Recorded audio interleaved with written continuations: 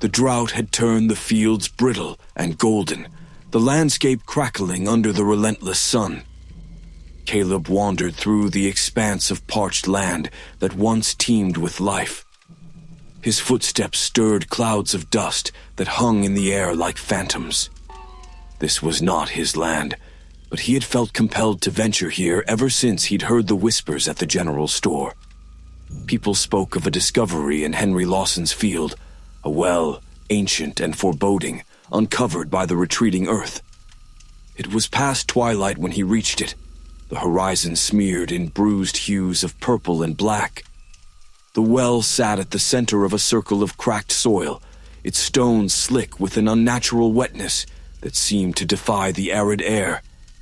Caleb crouched beside it, his heart pounding as he peered over the edge. The opening yawned wide and black, the void swallowing the dim light.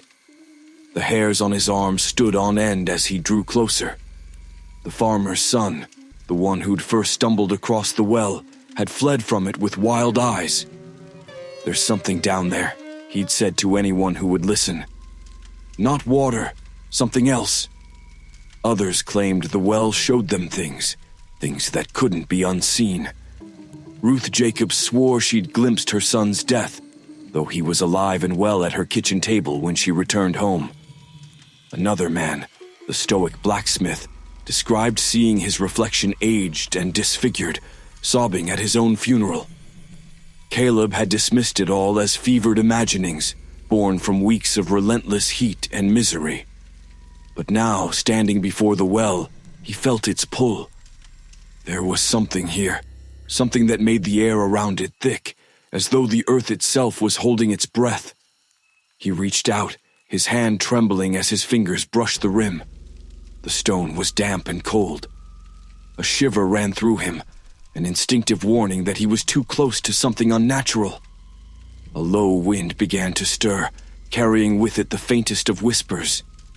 Caleb stepped back sharply, his breath catching in his throat.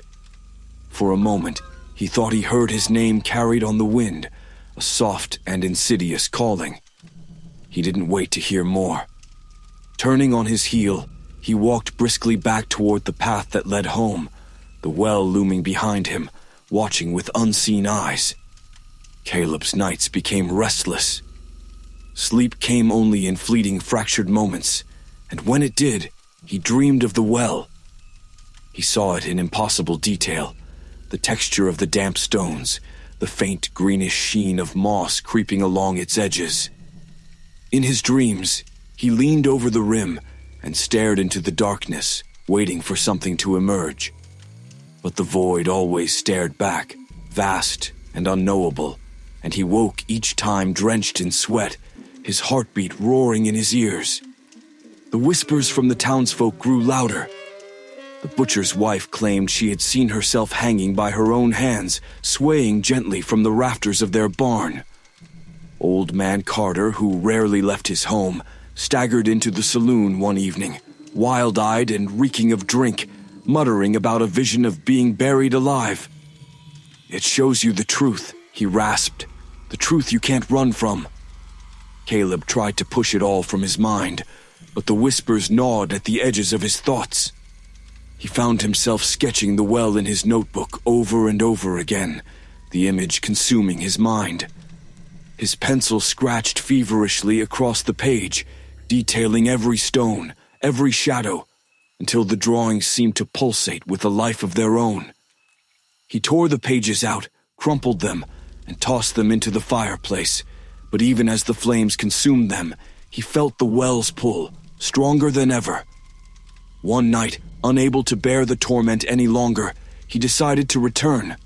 The moon hung low in the sky, a sickle of pale light barely illuminating his path as he trudged back to Henry Lawson's field.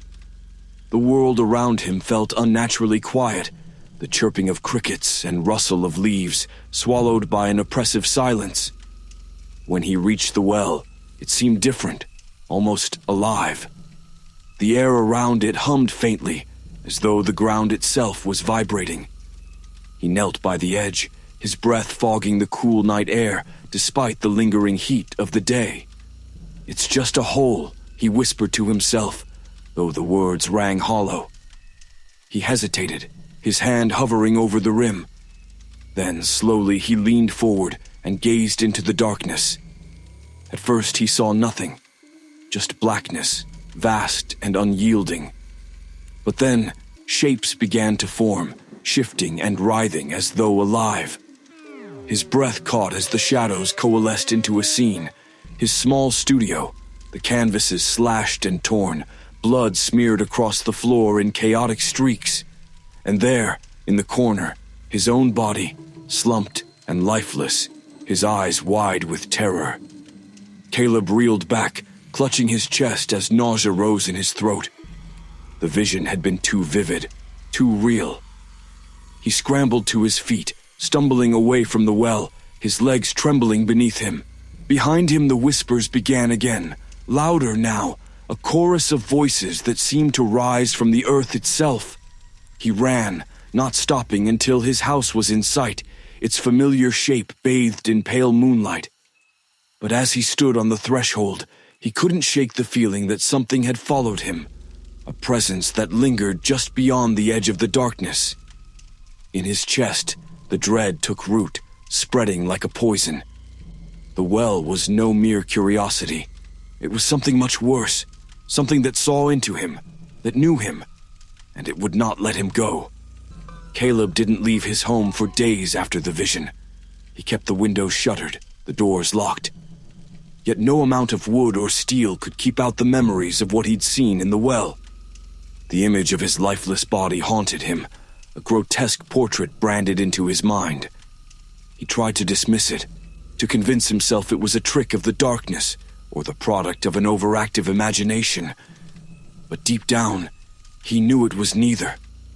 The whispers in town grew louder, turning into a cacophony of fear and suspicion. More people had ventured to the well, and each returned with stories of horrors that defied reason.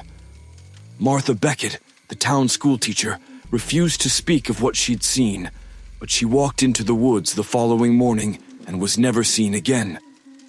Others spoke of the well's uncanny knowledge, secrets they had never uttered aloud, fears they had buried so deep they'd almost forgotten them. It was as though the well had been waiting for the drought, waiting to be unearthed so it could speak again. Caleb's compulsion to return was stronger than ever. He fought it, pacing his small studio until the floorboards creaked under his restless steps. His art supplies lay untouched. Even the thought of painting felt frivolous in the face of what he had witnessed. But the pull of the well grew unbearable, clawing at his sanity with invisible hands. Finally, on the 7th night since his last visit, he succumbed. The town was silent as he made his way back to the field, the crescent moon casting pale light over the cracked soil. Shadows danced in the corners of his vision, but each time he turned, they vanished, leaving only the oppressive weight of the night pressing down on him. The well appeared in the distance, a dark pit carved into the earth, waiting. This time Caleb did not hesitate. He fell to his knees at the rim, peering down into the void. The air around him grew colder, and the faint hum of whispers began to rise. He strained his eyes, waiting for the darkness to shift, for the visions to come. They did. At first, the images were fragmented, like shards of broken glass pieced together in the wrong order. A figure stood in a dim room, himself bloodied and shaking, clutching a knife. Behind him a shadow loomed, its edges flickering like fire. The scene shifted. He was no longer in the room, but in the field, the well at his back. A crowd surrounded him, their faces twisted with rage. They shouted words he couldn't hear, their hands raised in fury as they surged forward. Then came the final vision. The town lay in ruins, the houses reduced to ash and rubble. The well stood at the center of the devastation, black smoke rising from its depths. Figures moved in the shadows, their eyes glowing like embers, their forms contorted and inhuman. Caleb stood among them, his body broken and hollow, his eyes staring blankly into nothing. The whispers roared, a deafening symphony that seemed to scream his name. Caleb reeled back, his head spinning, bile rising in his throat. He stumbled to his feet, staggering away from the well as the shadows seemed to reach for him, clawing at his retreating form. Caleb's visions ignited a firestorm in the town. Word spread quickly, carried by the winds of fear and desperation. The well had become the town's obsession. Some believed it was a punishment, a reckoning for sins left unatoned. Others claimed it was a divine warning, a glimpse into fates that could still be avoided. The divide grew as swiftly as the hysteria. The church held nightly gatherings, its small sanctuary packed with trembling bodies seeking protection from a darkness they couldn't name. Reverend Thomas called the well a portal to hell, demanding it be sealed immediately to spare the town from its wrath. "It's a test," he proclaimed, his voice trembling with fervor. "A test of our faith. We must act before it's too late." But others were less certain. Old Ruth Jacobs, her face gaunt and lined with grief, argued against sealing the well. "It shows us the truth," she said, her voice shaking. "Truth we need to see. Maybe we can change it, stop it. Maybe the well's trying to save us." The arguments spilled into the streets, tensions simmering dangerously close to violence. Caleb watched from the shadows, unwilling to take a side. His own visions had left him hollow, his mind a storm of doubt and dread. He couldn't bring himself to believe the well was an ally, but neither could he ignore the possibility that sealing it might provoke something worse. One night, as the town gathered at the church, Caleb wandered to the outskirts of the field where the well lay hidden. A lantern in his hand cast long, trembling shadows as he approached. He wasn't alone. Henry Lawson stood by the well, his face pale and drawn, a heavy wooden board clutched in his hands. "You think sealing it will stop this?" Caleb asked, his voice startling even himself. Henry turned, his eyes wild with desperation. "What else can we do? That thing, it's tearing us apart. It's cursed." Caleb stepped closer, his gaze fixed on the dark mouth of the well. "If we seal it, do you think it will go quietly?" Henry hesitated, the board trembling in his grip. "I don't care if it does or not. I'll do whatever it takes to make it stop." Before Caleb could respond, a low, guttural sound rose from the well, a voice, deep and ancient, that seemed to vibrate the very air around them. Caleb and Henry froze, their breaths catching as the voice whispered words neither of them could understand. The well was no mere hole in the ground. It was alive, and it was listening. Caleb stood before the well, its black maw yawning wide, as if waiting to devour him. The whispers had grown into a deafening roar, a cacophony of voices layering over one another, indistinct yet insidious. He could feel them pressing against his skull, prying at his thoughts, unraveling his will. Behind him, the townsfolk gathered, their torches casting flickering light across the cracked earth. Their faces were masks of fear and desperation, their collective breaths forming a pale mist in the frigid night air. Reverend Thomas clutched his Bible tightly, muttering prayers that faltered against the oppressive weight of the well's presence. "We end this tonight," the Reverend declared, his voice trembling but resolute. "This well is a curse upon us. It must be sealed." But even as the crowd murmured in agreement, Caleb knew it wouldn't be enough. The well had shown him too much, its hunger, its malice, its unrelenting awareness. It would not be silenced with planks and nails. It demanded more. "Wait," Caleb said, stepping forward. The crowd fell silent, their eyes fixed on him. His voice was steady, though his insides quaked. "This isn't a hole in the ground. It's alive, and sealing it won't stop it. It'll only make it angrier." Reverend Thomas turned to him, his face contorted with a mix of confusion and anger. "What are you saying? That we should let this abomination remain?" I'm saying it needs something from us, Caleb replied, his words heavy with resignation. It doesn't just show us our fears or our deaths. It feeds on them. It's waiting for a sacrifice. The crowd recoiled at his words, their murmurs growing louder, edged with panic. Someone shouted, "Blasphemy!" Others called him mad. But Caleb could see the truth etched into their pale faces. They knew, deep down, that the well wouldn't let them go without taking something in return. Henry Lawson, still clutching the heavy wooden planks meant to seal the well, stepped closer. "What kind of sacrifice?" he asked, his voice barely above a whisper. Caleb didn't answer. He couldn't, because he already knew. The whispers grew louder, circling him like invisible hands clawing at his flesh. They spoke no discernible words, yet their intent was clear. The well wanted him. The visions it had shown him were not warnings. They were promises. Taking a deep breath, Caleb stepped toward the well. The crowd gasped, their protests erupting like thunder. "Caleb, stop!"